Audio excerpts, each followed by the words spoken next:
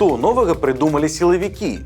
Які нечаканы загад даў сёння Лукашенка, а таксама каму раздаюць грошы яго чыноўнікі. Вітаем, сябры, гэта наша Ніва, і зараз мы ўсё вам раскажам.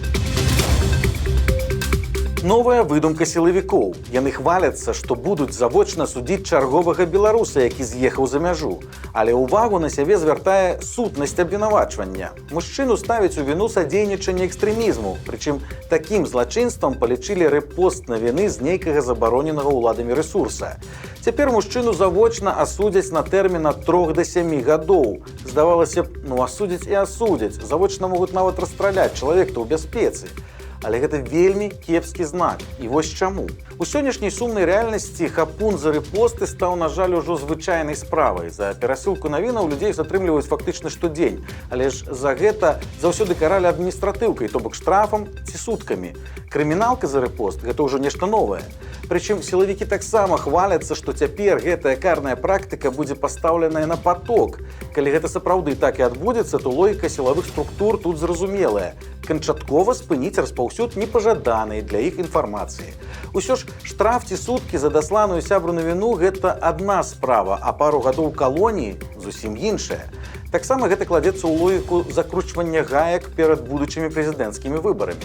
Але тут таксама магчыма і некалькі варыянтаў. Першы – гэта, скажам так, хлуслівая прафілактыка. Тады гэтае паведамленне проста падман, каб лішні раз папалохаць народ. А на самай справе крыміналка і завочны суд будуць не за рэпост, а зусім іншыя. Варыянт нумар 2 – прыструніць тых, хто з'ехаў. Магчыма, гэта інавацыя сілавікоў разлічаная ў першую чаргу на эмігрантаў. Усё ж крыміналку за рэпост завялі на чалавека, які за мяжой, а не на беларуса знутры краіны. І такім чынам сілавікі хочуць запалохаць тых, хто знаходзіцца ў іншых краінах і можа свабодна распаўсюджваць інфармацыю ад незалежных журналістаў і блогераў. Маўляў, лічыце, што вы ў бяспецы? Рыхтуйцеся атрымаць завочны суд, а пасля і канфіскацыю маёмасці. Само сабою, калі стаіць пытанне апублікаваць у інстаграме навіну і пазбавіцца мінскай кватэры альбо чакаць ператрусу ў бацькоў, то на гэта пойдуць літаральна адзінкі. Ты, у каго на радзіме зусім нічога і нікога не засталося. Ну і трэці варыянт, самы страшны. Калі ўсё гэта праўда і крыміналку сапраўды будуць заводзіць проста за рэпост, то ў самы найбліжэйшы час Беларусь чакае вялікая хваля такіх судоў і новых палітвязняў. На жаль, які з гэтых варыянтаў спраўдзіцца, пакажуць толькі час і новыя затрыманні.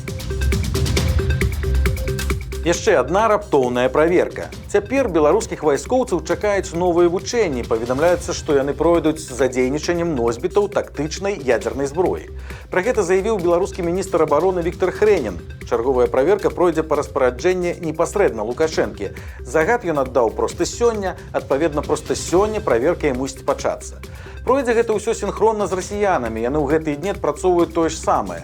Удзельнічаць у гэтай праверцы ў Беларусі будзе комплекс «Іскандэр», а таксама эскадрылля самалётаў Су-25. Вайскоўцы збіраюцца адпрацаваць, цытата, увесь комплекс мерапрыемстваў ад планавання і падрыхтоўкі да нанясення ўдараў тактычнымі ядзернымі боепрыпасамі. Праўда, раней ужо не раз гаварылася, што на выкарыстанне такіх боепрыпасаў Лукашэнку будзе патрэбны дазвол Расіі.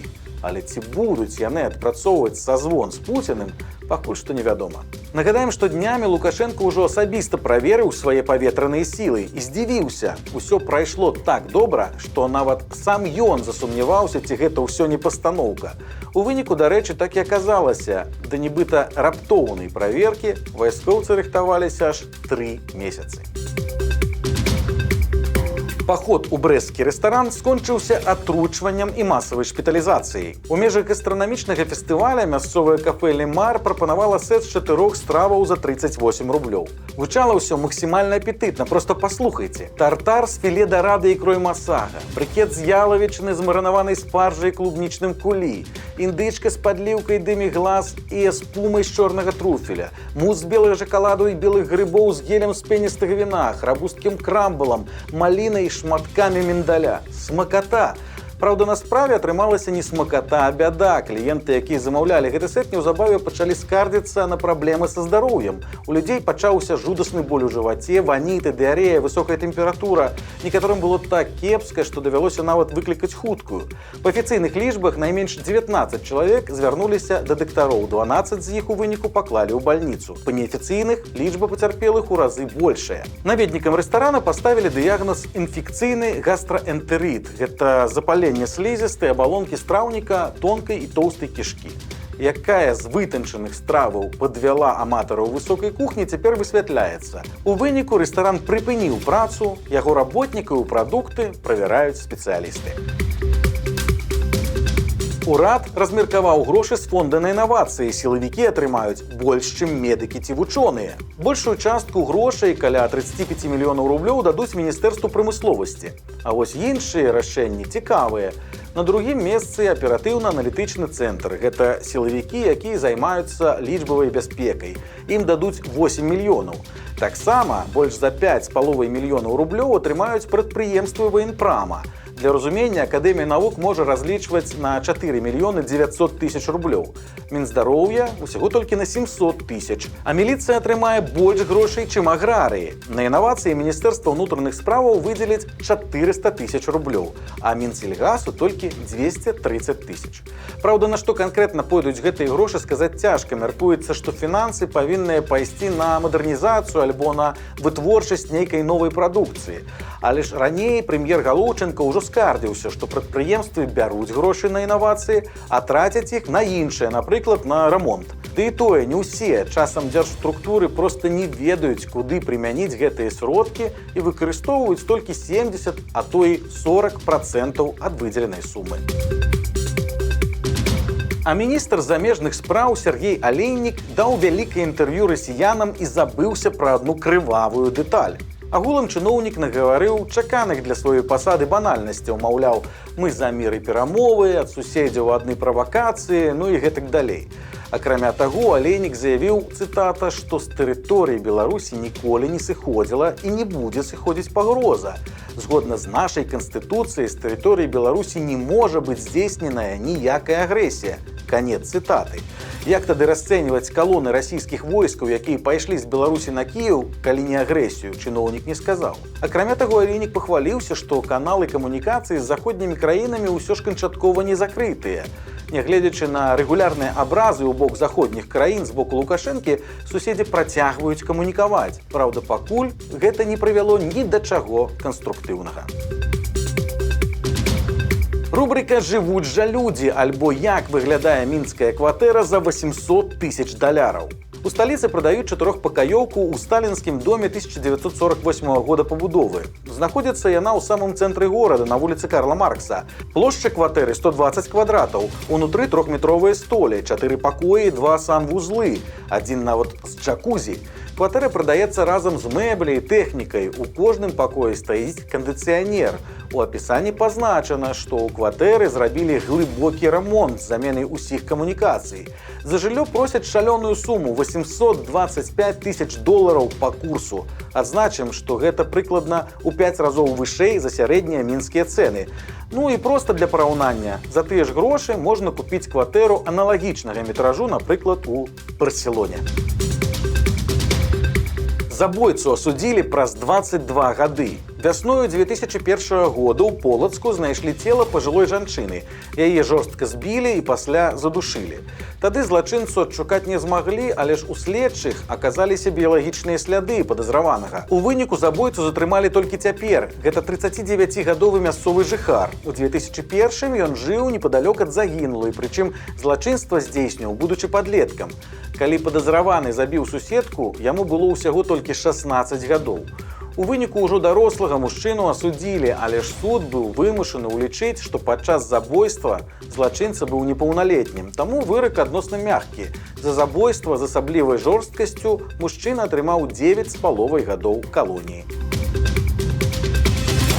Стала вядома пра раптоўную смерць вядомага беларускага мастака Васіля Пачыцкага. Гэта авангардыст, чые працы знаходзяцца ў калекцыях многіх краін. Напрыканцы 80-х серыя графікі беларуса ўвогуле прадавалася праз вядомы аўкцыён Сотбіс. Прычым, калі вы не захапляецеся мастацтвам, то ўсё роўна маглі бачыць працы Пачыцкага. Менавіта ён прыдумаў знакамітых зайцаў для белгазеты. Васілю Пачыцкаму было ўсяго толькі 57 гадоў. І яшчэ адна сумная навіна. Памёр заслужаны ўрач, вядомы доктар медыцынскіх навук Анатоль Маўрычаў. Ён пражыў 75 гадоў, 20 з іх быў намеснікам дырэктара РНПЦ анкалогіі. Доктара не стала 2 мая. Яго пахавалі на паўночных могілках Мінска.